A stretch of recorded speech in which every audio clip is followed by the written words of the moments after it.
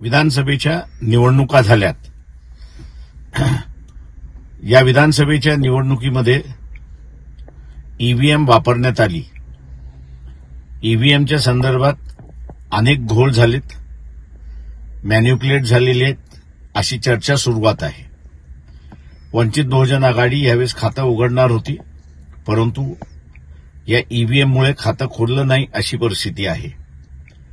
तमाम मतदारांना माझं आव्हान आहे की आम्ही सह्यांची मोहीम सुरुवात करतोय वंचित बहुजन आघाडीच्या वतीने की ईव्हीएम नको आणि घोटाळा झालाय। मी तमाम मतदारांना आवाहन करतो की आपण ह्या सह्यांच्या मोहीममध्ये सहभागी व्हावं, कारण का आपल्यालाही तसंच वाटतंय।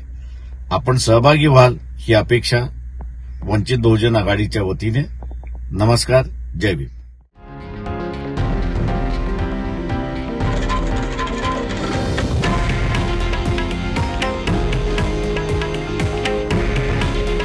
हे आहे देशातील नंबर 1 न्यूज नेटवर्क आणि आपण पाहत आहात TV9 मराठी। काळजी तुमची, हित महाराष्ट्राचं।